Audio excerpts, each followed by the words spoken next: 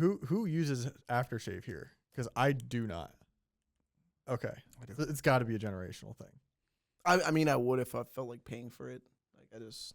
I wouldn't. It's like $3 a bottle. I shaved the other night, and afterwards, I was going out, and I sprayed cologne on my neck, like, after I shaved, and it burnt. It's like... On your neck? Yeah, like, dude. Yeah. You can't do it there after shaving. Well, haven't you? That's the famous scene in Home Alone at the beginning. Macaulay Culkin. I hate 80s movies. We've been over this. Wow, several times. you hate them? I never heard hate. Really? I watched them Goonies silly. over the weekend. Have you ever seen I've seen Goonies? the Goonies, but yeah, So, do you have a problem with Goonies? It's just I Goonies. just think it's a stupid movie. What? And yet I'm going to turn off your mic. And yet he's seen Cars like 34 times.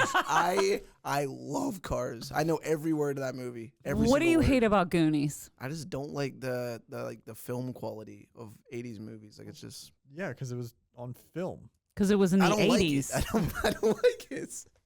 Karate Kid, Very important question. Breakfast Club. Star Wars. Star Wars. Star Wars passes. Star Wars passes. Star Wars does age very well. But tech-wise. my favorite Star Wars movie is one of the newer ones. If you say Episode 3. Episode 3 is okay. I have the Lego set of Obi-Wan and Anakin fighting. I still need to put it together. I got it for Christmas like 3 years ago. We should just have an episode where he's sitting over there putting it together while Derek and I talk the entire time. I'd do that. Bring it. Next Tuesday, I swear. Bring it. I'd Bring do that that. on in. Do that during basketball. We'll do that during spring season. Fast Times at We can put like Ridgemont a High. camera on me, like for people to watch This is the in lower progress third. being made. You ever seen Cars, Laura? Do you like Cars? I actually haven't seen Cars. Ooh. That's a shame. See, I'm not a huge Cars fan. But I don't hate it, but it's not my favorite. I would like Pixar. to see it. Yeah. I have a mini Lightning McQueen that has been on my dashboard for all Derek's face. for all 80,000 miles I've driven in my car. And it was in my previous car before I totaled it. So that little Lightning McQueen has traveled more miles than like most real cars. It's been with you longer than any woman has, that's for sure. It's okay. That's okay. There's nothing wrong with that. That might be truthful. There's nothing wrong with that. You are what, 25? Yeah. 26 in like 2 weeks. 26 in 2 Oh, weeks. happy early birthday. What kind of cake do you want? I like cookie cake. Cookie cake. Cookie cake? Just like the giant cookie you're talking With about? like a bunch of like frosting on it too. Okay. Oh, yeah. I actually had some this weekend. Bailey's birthday was this weekend. She dragged me out to Tequila Cowboy. Who's Bailey again? The girl I'm dating. His latest fling. Oh my god. Speaking of birthdays. Don't get me in trouble. Do not get me in trouble. Actually, I've already said she's your Listen, girlfriend. listen. So today's episode is sponsored by Butler County Chamber of Commerce, Robert Stevens Custom Jewelers, R.W. McDonald & Sons Incorporated. Thank you to our sponsors for supporting Eye on Sports. I added to the baseball hat collection this weekend, or last week. I shouldn't say I added to it necessarily, but my parents picked up a Texas Rangers hat while they were in Texas over the spring and had finally gotten a chance to give it to me. Wait, so you have a hat collection? Yeah, I like collecting like baseball or football, some hockey, some NBA, but like that's my thing of like if me or my parents mainly, I but like it. immediately family. Thank you. I have a ton of hats too. I could actually probably give you a run for your money on I hats. think I could too. I have I've like got 50. Yeah, I'm in the 50 range, but it has to I be. think I am too. Hat for hat. It's Yeah. got to be like my Start rules tossing are. them like it's- frisbees. Everyone's talking over me. No, That's I got the conversation. Sorry. The rules that I have is it's either got to be me or immediate family, and it has to be in the state that the team exists in. So like it's not going on to Fanatics and buying a new hat or Nike and buying a new hat and just handing it to me for Christmas or something. You have to have traveled there. Like you would like a shot glass or pin or something like that for the people. Like, Take my note, parents do that. guys, for Christmas. I have a Do hat. you actually wear if you're them? doing Secret Santa. Most of them, yeah. Some I'll wear more than others. Some I kind of keep just in a box. Well, right now it's in a box, but I eventually want to have like a display that's I have a when I hat. have my own house and whatnot. That the first year I worked here, I got a hat. It was a minor league baseball hat of a s'more on fire running. Nice. Rocky Mountain Smokies. Do you remember that hat? I wore it all the time. I tried to block out your first few months here. I have a Harrisburg Senators hat. I have a Louisville Bats hat, but it's not the one with the bat carrying the bat. I'm very disappointed about that. They did not have it at the team store when I was there. And apparently it's like discontinued. So I eventually want to try to get that again. But I have that and I have a Hershey Bears hat. We'll get you a Blue Sox hat. Don't worry. I'll take a Blue Sox hat. I'll take it. Just a blue hat with a white bee. I'll take it. I collect all hats. All right. Now I don't have an we Iron move Picks hat, though. on from hats to the fact that we are halfway into the high school football season. Hatway into the Halfway in. Halfway in. I want to get you guys' thoughts on who your mid-season MVP would be in our high school football coverage area. Brendan, take it away. I talked to my MVP yesterday, kind of for a feature for this week's football coverage. He came out of nowhere. I actually realized when I was doing stats last week and compiling those that he leads our county in rushing, and I really hadn't heard of him at that point. And there was a reason I hadn't heard of him. He was injured as an 8th grader, played football his freshman year, re-injured that knee freshman basketball season, and he took a year off because he wanted to heal his knee and be at 100% for when he finally did get on the field. And that's Freeport running back Amos Glenn. He has over 500 rushing yards at this point. Freeport is 3-2. They seem in really good position to reach the playoffs. That team has kind of grown like we predicted it would. So I'd go with him. He's not the biggest runner. He's actually kind of smaller, and I told him that when I was interviewing him, like asked his running style, because he doesn't look like a kid that would run people over. But the fact that he's leading our county in rushing and the fact that Freeport is doing so well, he's my choice. I was actually going to focus my game story, on him last week when they played Burrow, because I figured they were going to win, and I figured he was going to have a big game. And he ended up with 88 yards and a touchdown on 9 carries, which is really good. And as you said, he's on pace for 1,000. But his teammate, Drew Ross, the quarterback, went out and accounted for 4 touchdowns, 1 passing, 3 rushing.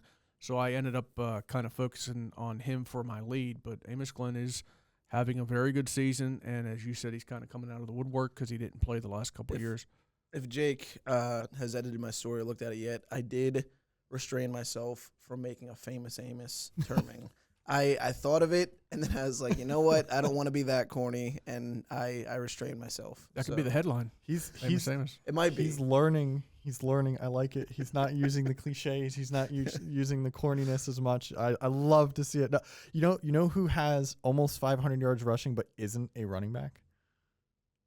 Owen Bish, Union AC Valley, quarterback, safety, receiver. Now he just added that to his resume last week. I picked him as valuable because I'm going to lean on valuable here. I think if you take him off of Union AC's team, that team is not nearly as good. And that's not to discredit the rest of those players, but what he does as just this jack of all trades player, you need some of those at the high school level, and he fits that bill so well. He's got 427 passing yards from what I can see. He needs to cut down the turnovers a little bit. There's 6 interceptions, but he's got 3 touchdowns and he's run for 4 more. He's got 377 yards on the ground as well. Plus, like I said last week, he now added pass catching to his resume with a big touchdown catch in their game. And on defense, he might be better on defense than he is at quarterback. Wow.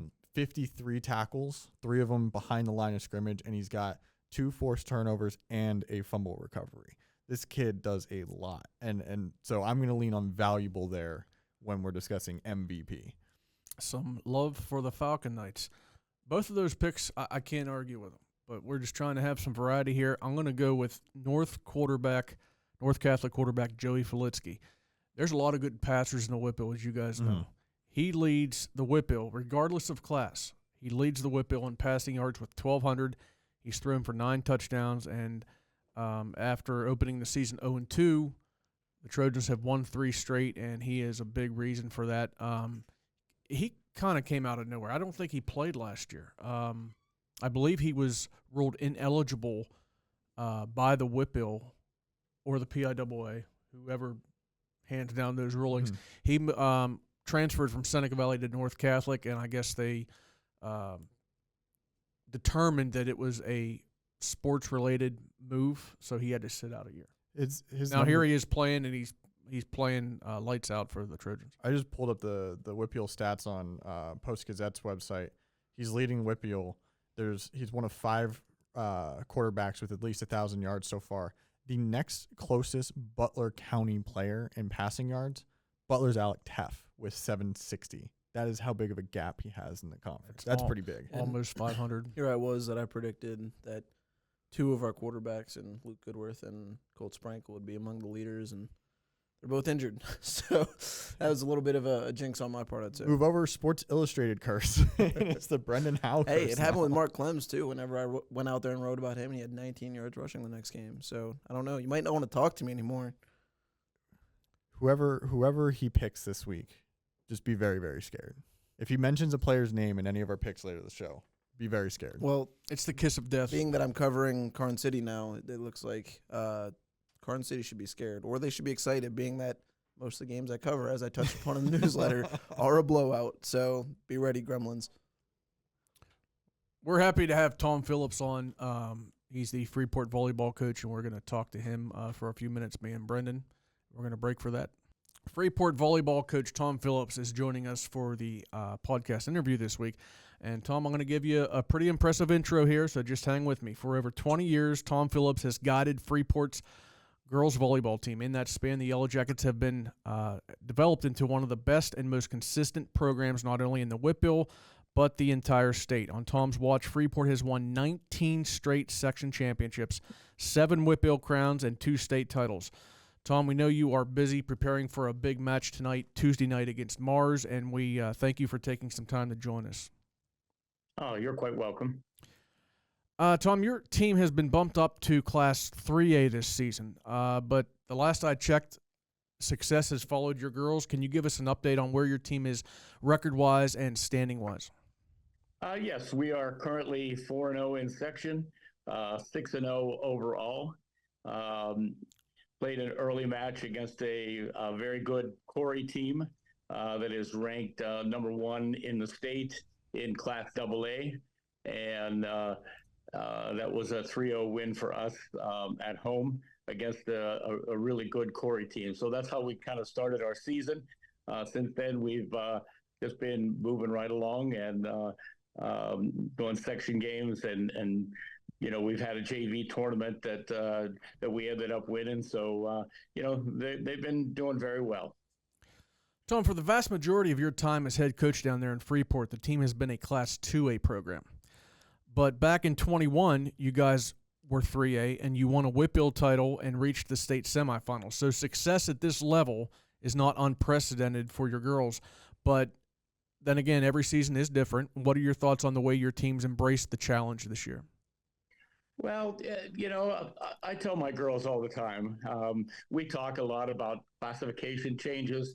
Unfortunately, you know, we were, you know, when the line's drawn as far as classification goes, I think we were 4 girls over the limit to be in Class AA this year and got put up to AAA. So we don't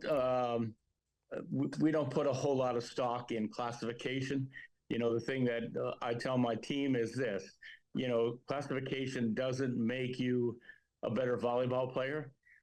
It just means that, you know, a district has more girls to pick from, but it certainly doesn't make you a better volleyball program or, you know, anything like that. So, I try to stress to them that classification only works on you if you think about it a lot and you let it enter your mind from the standpoint that bigger schools are better programs. And, you know, we try not to look at it that way.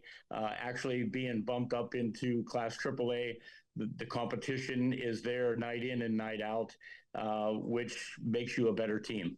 Yeah, and you talk about that selection of talent. We talked on the phone in the preseason about some of your girls, and you mentioned to me at that point that you have a younger team than usual. So you have a mix of veteran leadership at the top there and then some talented underclassmen, as you said. So what are your thoughts on this combination, and who are the leaders of the team this year? Actually, I have 5 seniors on my team this year.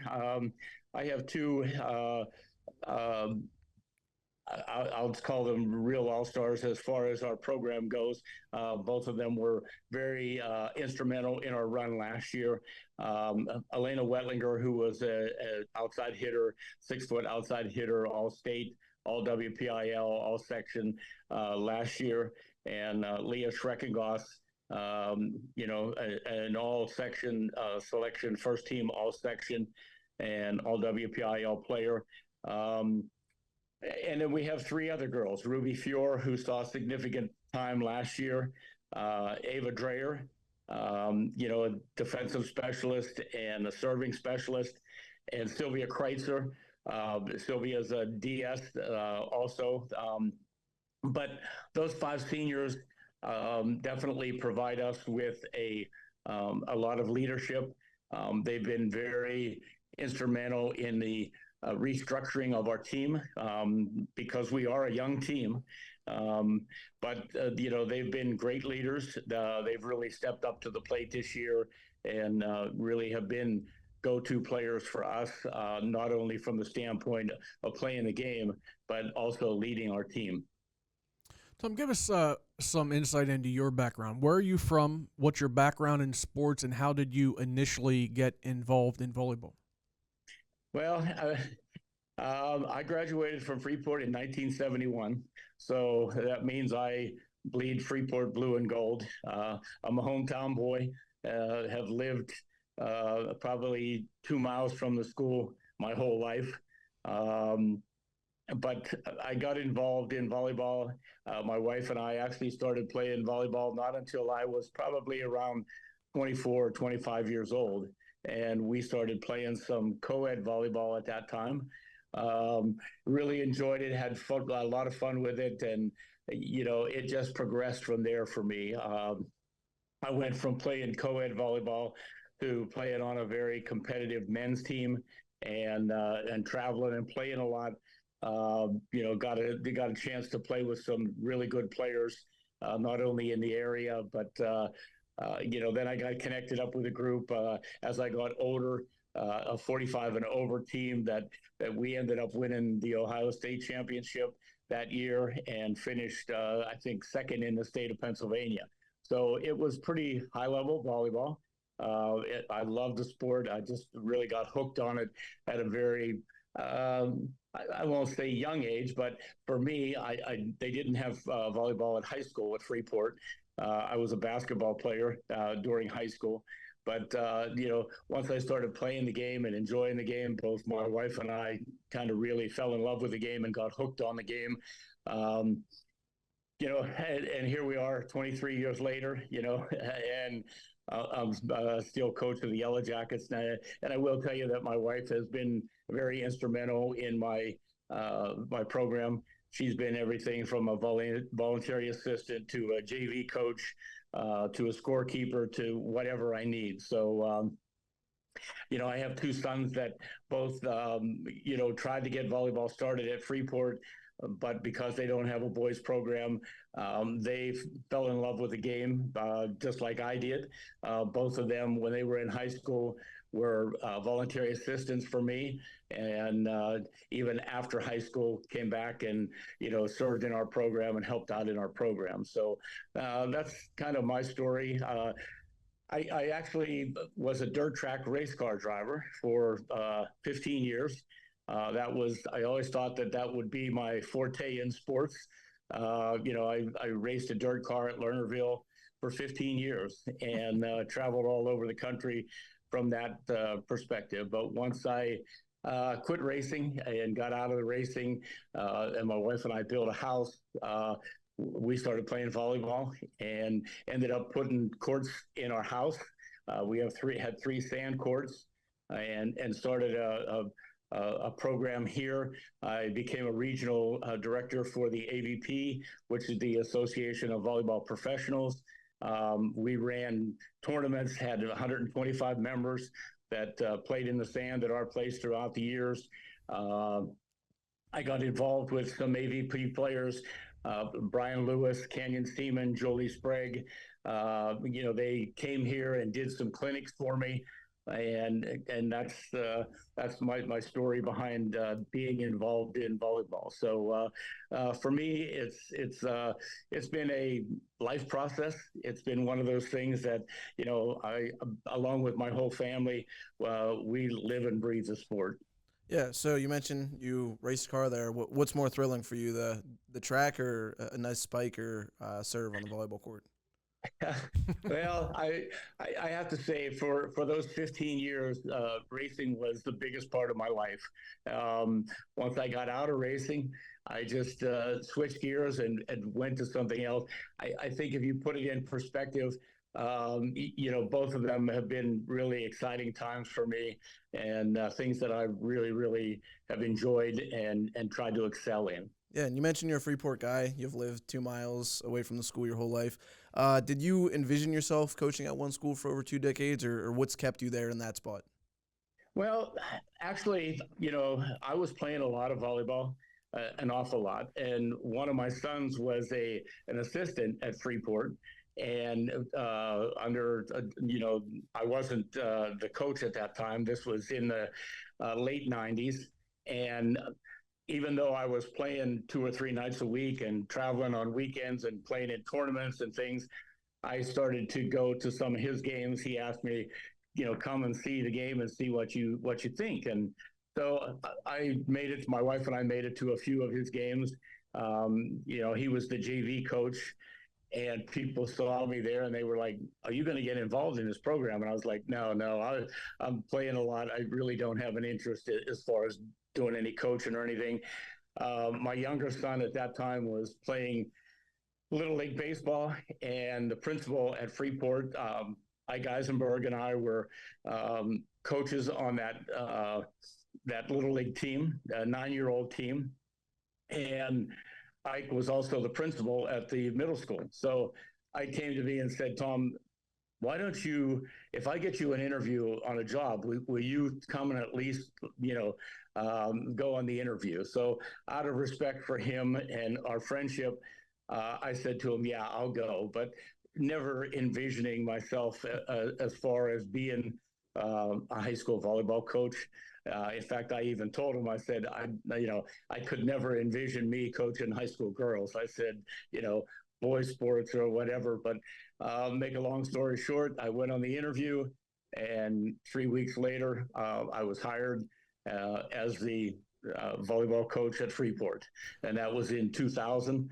I took over the program at that time in 2000, and it was a different experience for me. I had never coached girls ever in my life, but we preached fundamentals. That year, they had such an up and down year. They had not been to the playoffs since 1986, and when I took over the program, I had 9 seniors on my team that year, and I really should have cut a couple of them, but I didn't have the heart to because they had been through the program for so long.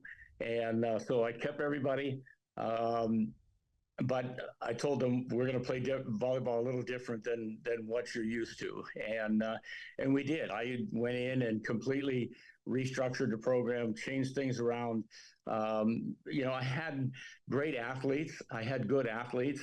It's just that, their consistency was something that just wasn't there. And, we preach fundamentals at Freeport still to this day. But once you become fundamentally sound, then you can build on your game. And that first year, we ended up going to the playoffs. In my 23 years as coach at Freeport, we have been in the playoffs every year. So wow. It was a big culture change for the program. But, we started to build and build and build. And by the end of that first year, we started to believe in each other and kind of turned the program around. Yeah, and when the girls arrived to Freeport as to the varsity team, what experience would you say in general do they already have, and who have they played for at that point? Well, one of my stipulations when I took this program over was that I wanted to be the middle school coach also. And people said to me, "Are you kidding? Do you really want to coach the middle school kids?" I got to tell you, I enjoy coaching the middle school program as much as I do the high school program. And the reason why I say that is because, people ask me all the time, they say, how can you be so successful in this sport and year after year? I start coaching kids when they're in sixth grade. And, I get an eyeball on them in sixth grade. And, I think coaching them in the middle school program, in the seventh and eighth grade program, is something that really, really has benefited me and my program. They play for me in seventh and eighth grade. They understand fundamentals. They know me. They know what the program's about. I think I try to be as honest and as upright with them as I can.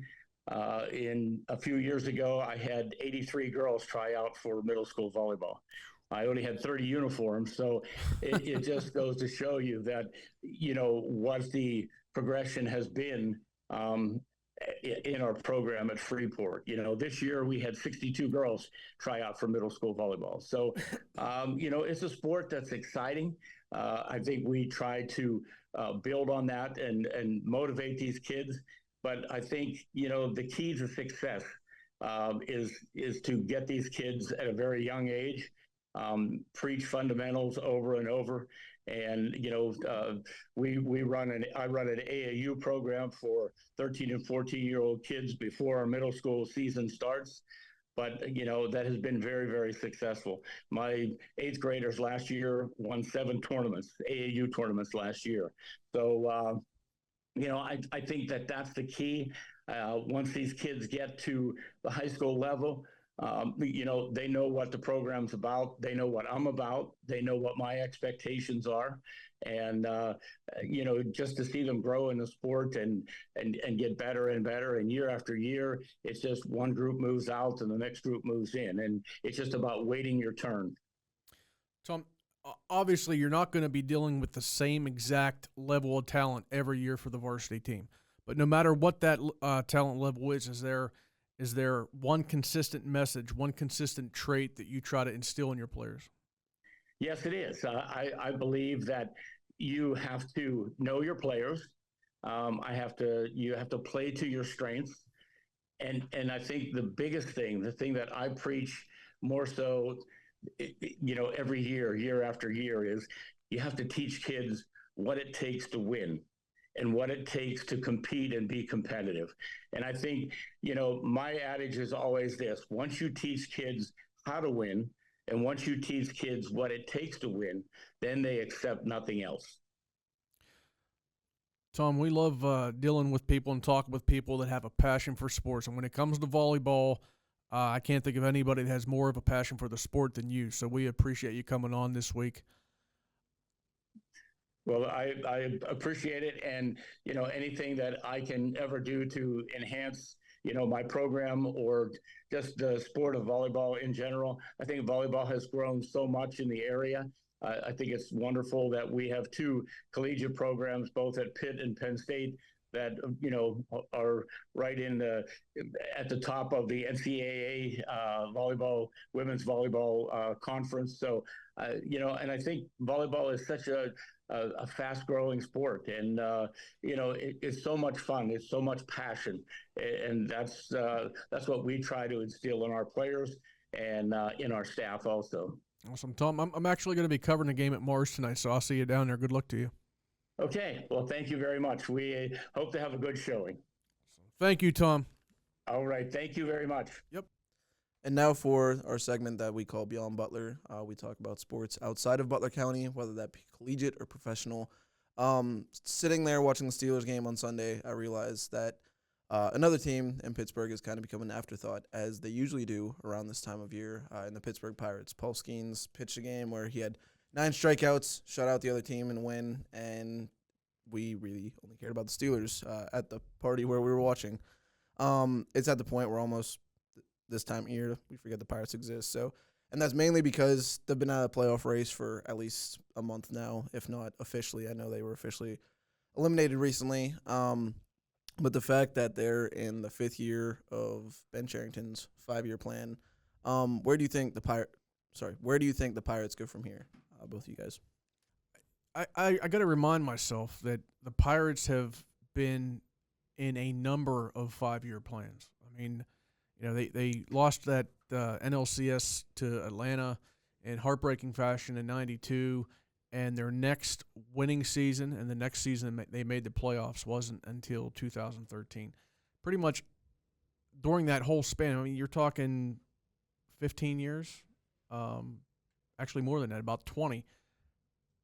The Pirates putting in a 5-year plan is like it's something that comes up every 5 years.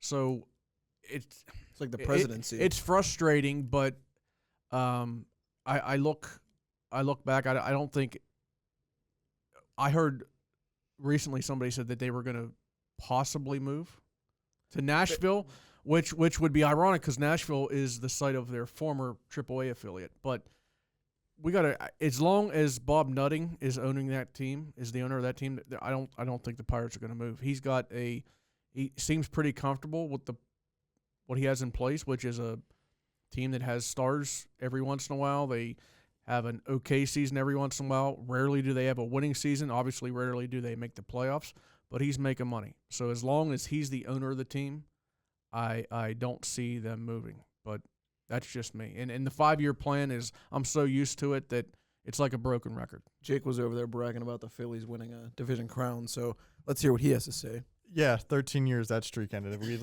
least know how to get to the postseason. Just saying. Whatever. But no, I think if you're looking for silver lining, the rotation that the Pirates have, the young rotation the Pirates have, has some good pieces. Jared Jones, Mitch Keller, and then obviously the Golden Boy himself as your ace, if not future ace. If you don't want to define him as the number one just yet, that's a pretty good foundation to build around. But it's the Pirates thing for my entire lifetime. Are they actually going to build around what they have? They didn't do it around McCutchen. They didn't do it around either Reynolds that they've had in the last 20 years. They're not doing it around whoever their bats are right now. So are they going to do it around this pitching staff? If this was a competent organization run by a competent owner, I would be very excited about what this team has at the moment. But you've got to question what's up above. There came a time in my life, and I've been a Pirate fan since 1987. My dad took me to my first game in '87. Ironically, it was a game at Three River Stadium against Nolan Ryan, which was really cool because I got to see Nolan Ryan pitch, and the Pirates won that game. But there was a time, probably beginning in like 98, 99, after it was 6 straight years of losing. I told myself I am never going to see the Pirates make the playoffs again. I kind of resigned myself to that fact. And the fact that they actually got to 3 straight playoffs in 13, 14, and 15. And the one year they got there with, I think they had like 95, 96 wins, which is, like, Pirates. I mean, it takes them like a season and a half to get there. But the fact that they got to the playoffs 3 straight years, and I thought I'd never see them in the playoffs again, I almost have to remind myself that, that's what I was thinking at the time. And they actually got to the playoffs 3 straight years, so I feel like beggars can't be choosy. I know that's not the mindset a fan should have. You should always, hope and strive that your team's striving to get better and to get back to the postseason. But the Pirates were so bad at one point that I'm just glad that I was able to experience playoff baseball after I was 14 years old. Around the same age, I have a cousin who's 15. He's a Yankees fan because my dad and his brother, his family, are from upstate New York. So being in New York, they're Yankees fans. And I see him post like Instagram posts, like reposts, and he'll text me and my brother and he'll brag about the Yankees. It's like, I used to be impartial about the Yankees, but I can't stand the Yankees now. I can't stand the Dodgers. And this is coming from an Ohio State fan. I was thinking that as I was watching Ohio State tear apart Steelers Marshall. fan. The Steelers, there's a salary cap, so I think it's fair in the NFL. If you're good in the NFL, you're good because you're good. If you're good in baseball or college football, it's good. You're good because you can pay money. So, but yeah, I'll remind you that when Ohio State went to the national championship, if they win the national. The Rays have been to 2 World Series. The Rangers just won one. The Arizona Diamondbacks made it last year with whatever that payroll was. Baseball's got some parity in it. More than Kansas City won the World Series a few years ago. They did. I have their hat Right from there, one of Ned those. Yost. The man, the myth, the legend. we connect to the bobblehead to the podcast. There we go. I just think you're talking about your childhood watching this team, like that made me think of like some of the 90s Phillies that I remember, and like I had very visceral flashbacks a moment ago to like the Wolf Pack with Randy Wolf pitching and Desi Relaford as starting shortstop. There is not a world in which Desi Relaford should be any team starting shortstop, and he was for like 2.5 seasons before Jimmy Rollins came there. Like I remember those days so clearly. Just going to empty Veterans Stadium and watching that Phillies team trudge to 67 wins. 20 straight years of losing. I believe that's what the Pirates did from 93 to 2012. I believe it's the longest streak of any major American professional sports franchise in any sport. But you know what record you don't have? You know who you can say you're better than? The White Sox. They've started posting on Twitter. They don't even post the final score. They're like, if you want to see the final score, Google it. Good on the social media team for leaning in on that. 100. What are they at now? Did they lose their 121st? I knew they lost 120 over the weekend. That's at least you're not that moribund. And that was a team that was making like ALCSs a decade ago. Speaking of the White Sox, let's remember this is a franchise whose star players once threw a World Series because their owner was not paying them enough money. The Black Sox from 1919. I will say it's obviously hard right now to be a White Sox fan with as bad as they are, but I would rather be a fan of this year's team than a team that gets to the World Series and throws the series because they're not getting paid enough money. I have a book about that I want to read. So what's the happy medium between White Sox and Black? What would he be? The Gray Sox? They're the Gray Sox this year. They're not the Black Sox because they're not throwing the series. On the color wheel, shades. Yes. The Gray Sox. Cream Sox. And now it's time for Stump Derek. We're back this week. Don't be looking at my laptop, Derek. 2 and 3. 2 and 3. So, you ask me a question, I get a few minutes to think about it. Up until 27, well, I don't know when he broke the record. James Harrison, he was a sacks leader for the Steelers at a certain point. Who was the sacks leader, the Steelers sacks leader, up until James Harrison broke that record? Can I answer it now? Honestly, I have my answer now. Judge? Jason Gilden. No. L.C. Greenwood. No, hold on. I protest this.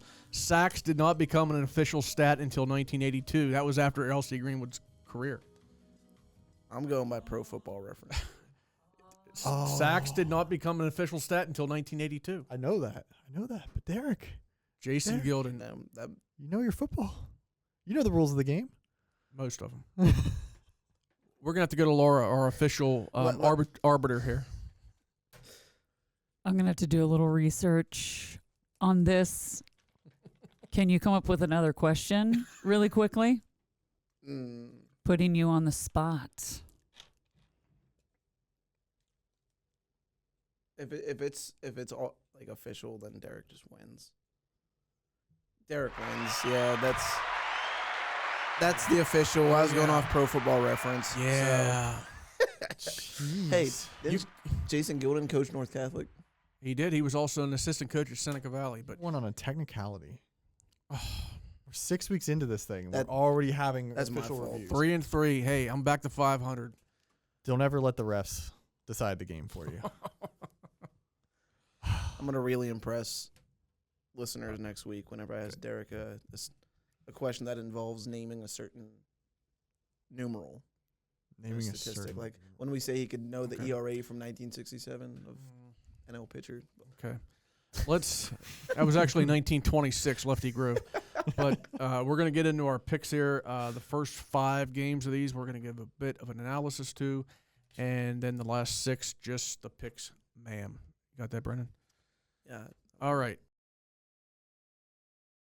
Butler headed to Fayette County, my old stomping grounds, to face the Connellsville Falcons this Friday. Jake, we're going to turn to you first on this one. What do you see in store for the Golden Tornado on Friday? Well, I've never seen this before. Two independent programs playing each other. I've very rarely seen an independent team, and now we've got two going up against each other. I think that's kind of interesting in itself. Butler's got to get back to 500 this week. The turnovers have really cost them in all three losses that they've had. They've had a couple multi-interception games, some pick sixes that have really burned them. If they can cut down the turnovers, they seem to win. So I think, it's the name of the game with just about any game in football. But if they keep the turnovers in check, I think they're going to be just fine. I think that happens this week. I think maybe getting away from home again might kind of take some of the pressure off of them here. I'm going to pick them to go back to 500, 31-20 win. Brendan, you like your alma mater to beat my alma mater tonight on Friday. Tonight. Tonight. I'm head down there. I think Butler's had its ups and downs halfway through the season, as Jake's mentioned there. I think that this week they see another incline. I think they'll win this game 21-8. Connellsville is a Class 5A team. Its only win this season came with a 19-7 score 2 weeks ago against a mediocre 2A team in Berlin Brothers Valley. That's Bedford County for you geography buffs out there. If Butler focuses on the task at hand, they win this game. If they're still playing that game last week that they let slip away against Westinghouse, they could have trouble, but I think they get back on track. They focus. They get the running game going with Mark Clems, and they take control of this one early. Butler 33-13. All right, Amani Christian at North Catholic. Amani Christian coming into this game 5-0. North Catholic's won 3 straight. Brendan, how do you see this one turning out? The Saints have handled the teams have been expected to this season. I think Highlands was the real test for them last week, and they passed that. North Catholic's a good team, but Amani Christian will be stronger. They'll win by 1 point in a tough-fought battle, 15-14. Jake, don't tell me you agree with Brendan. I agree that Amani Christian will win this game. I do think that this will be a much closer contest. North Catholic seems to be getting into a groove now after the first couple weeks in which they looked really off. So I expect this one to be a much closer game than we might have seen if this was week 1, but I'm going to pick Amani Christian 28-14. I actually agree with Brendan, too, and you too, Jake. North has won 3 straight games, and it would take a really good team for me to pick against them right now, but Amani Christian is a really good team, and I have the Saints coming into J.C. Stone Field in North Park and beating the Trojans 27-17. All right, this is the big matchup in District 9 this week. Central Clarion coming to Karnes City. I believe John, Correct. our former sports editor, will be in Karnes City to cover this game. Jake, how do you see this one turning out? By the way, it was fun listening to you guys while I was away last week and having John back on the show. That was a good touch you guys had there. I was glad to hear his voice. I think if you look at transitive property here, Du Bois wins that one because they blew out Du Bois a couple weeks ago, whereas Karnes City narrowly lost that one.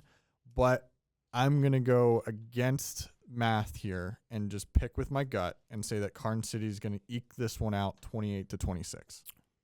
Brendan. This is the matchup that I've heard Derek multiple times say will come up big when it comes to postseason. If both teams are to make the postseason, it seems as if they will. As Jay can tell here on my file, I had trouble picking this one. I kind of decided in my head just now. Central Clarion's offense is really balanced, and I think that will figure to be key unless Cole Johnson has a big game for the Gremlins. But I see Central Clarion winning this one. Since John's going out there, it'll probably be a close game, decided by 1 point, 2 points, 35-33. Central Clarion. Yep.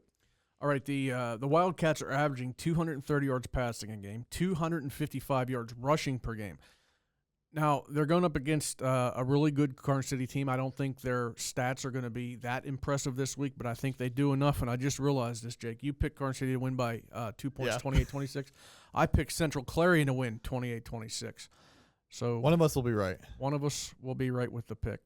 Indiana at Knock.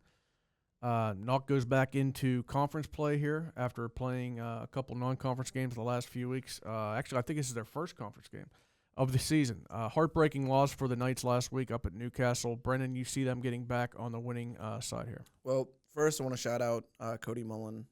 He was Knox' backup quarterback this season. He's Knox' all-time leading passer. So Heck of a backup quarterback to have in your roster. yeah, he's not the typical backup.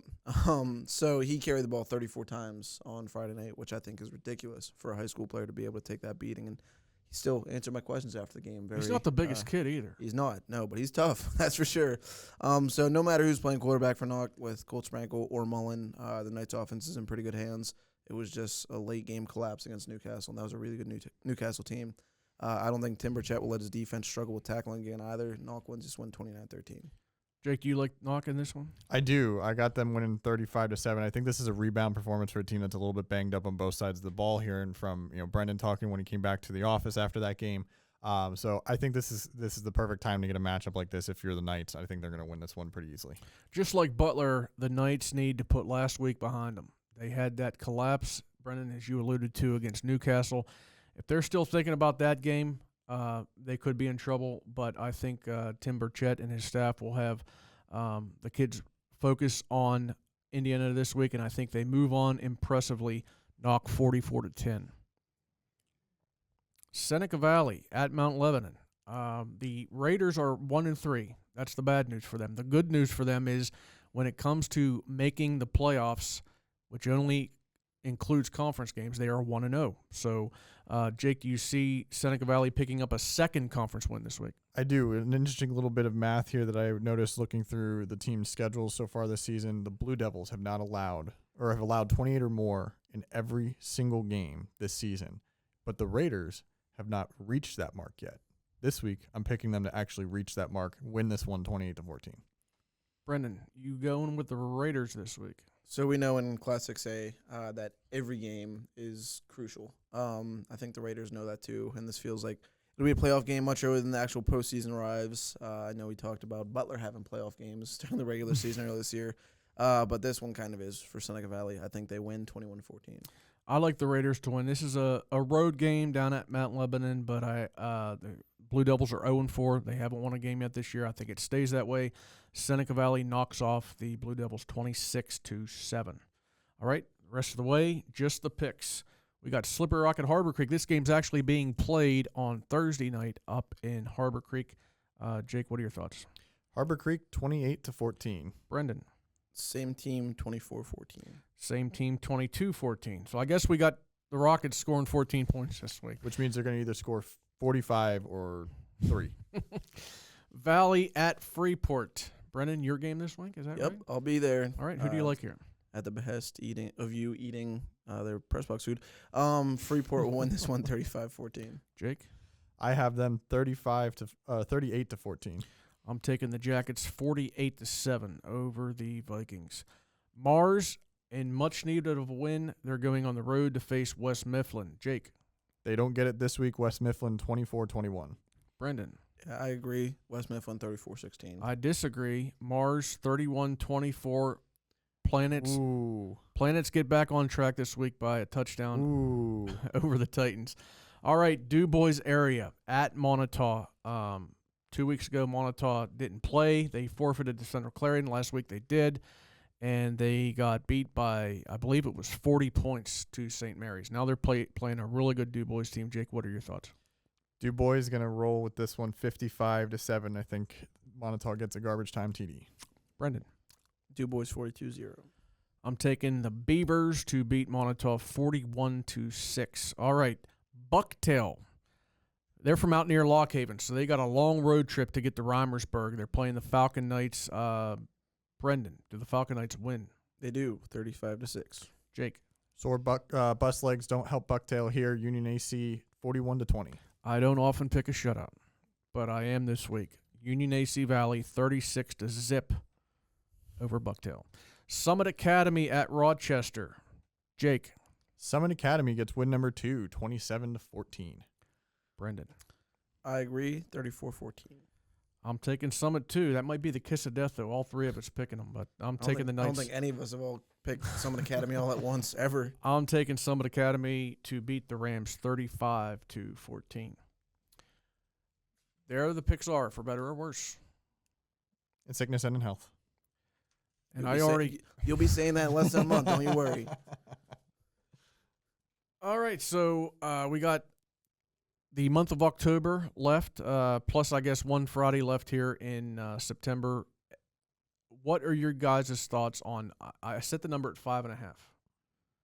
Number of our teams that we cover, and we cover 11 high school football teams. 5.5 over or under our teams making the playoffs. Brendan, what do you got? Well, first off, I want to say October is the best month of the year. Second, I believe that we will clear that 5.5 teams. I see Seneca Valley not beating Mount Lebanon this week and then kind of having the inside track in playoffs. They're in 6A. Mars and Knock are in a conference where nobody has really separated themselves yet. I think that they can still both make playoffs. Freeport, like I said earlier, on track to make playoffs. North Catholic, they're a really talented team. Karn City, Union AC Valley. I think all of those teams will make playoffs come the end of the season. Jake, over or under 5.5? I'm going to pick the under barely. I think Karn City, Freeport, Union AC are locks. North Catholic seems to be so as well with the way it's playing. Knock and Mars, this might be just who is a team that can limp across the finish line healthy, or the most healthy at this point, which is brutal to say, but that's the case. I mean, they're both out their quarterbacks for different stretches of time. They've both been dealing with injuries at other spots. They, haven't gotten, especially Mars's case, haven't gotten off to the start that they hoped to. So it might be just survival of the healthiest by that point. I'm going to give the edge to Knock in that one right now, but I could be wrong. The 4 teams I think are definitely going to make it. Union AC Valley, Karn City, North Catholic, and Freeport. I think Seneca Valley is going to make it. They got games, as we mentioned before, a winless Mount Lebanon team this week, a 1-win Hempfield team coming up, a 1-win Cannon Mac team coming up. Those are all conference games. I think they do enough to make the playoffs. The interesting thing I noticed about Mars Knock, though, they're in a Class 4A conference. Class 4A in the Whitbill, only the top 2 teams are guaranteed spots. And if you don't finish in the top 2, then you're relying on getting one of 2 wild card spots, and that's across 3 different conferences. So I think it's kind of ironic. At the start of the season, when we gave our bold predictions, I predicted that Mars and Knock would play each other in a Whitbill playoff game. I think the winner of the regular season game between these 2 teams, which is coming up in October, I think that team is going to have an inside track to get a playoff spot. I think the loser is probably going to be out.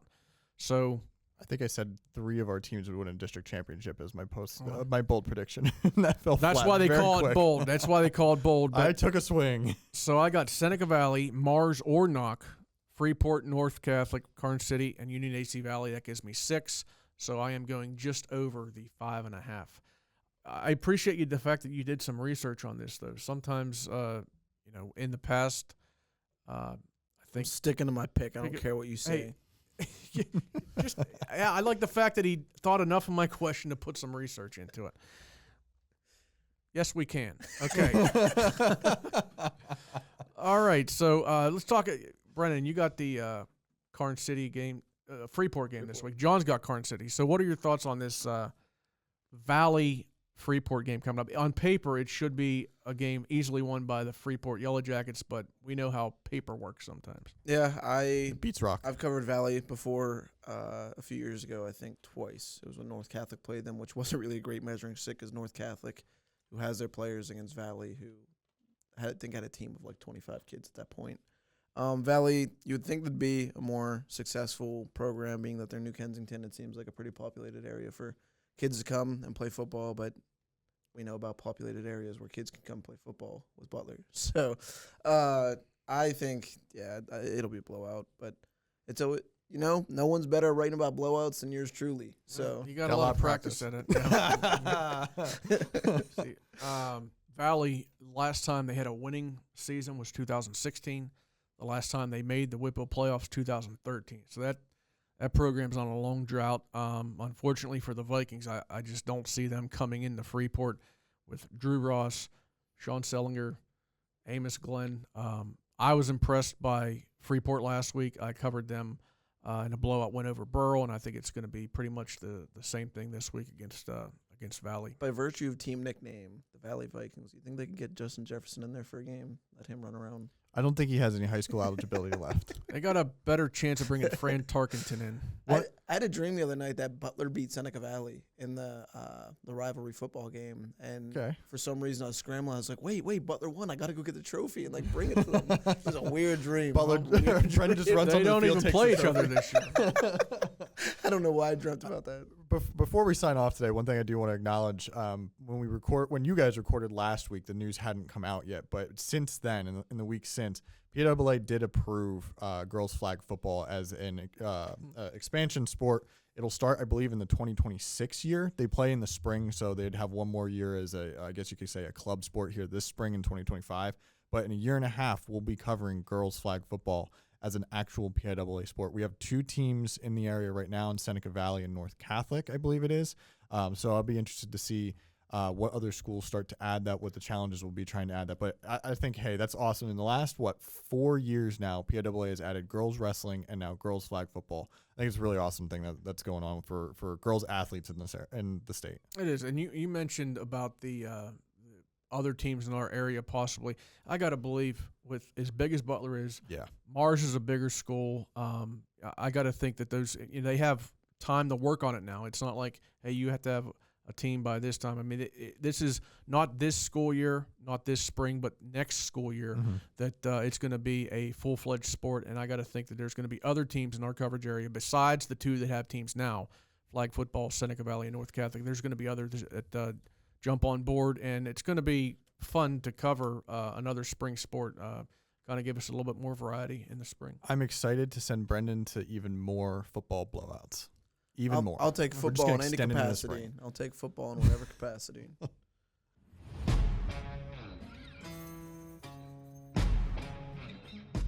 Alter Eagles Eye on Sports podcast would like to thank our sponsors: Butler County Chamber of Commerce, R.W. McDonald & Sons Incorporated, Robert Stevens Jewelers. We encourage you to subscribe to the Butler Eagle YouTube channel and Apple or Spotify podcasts or your favorite podcast platform. Follow us on Instagram and Facebook at Alter Eagle Podcast and at Butler Eagle News. Goodbye.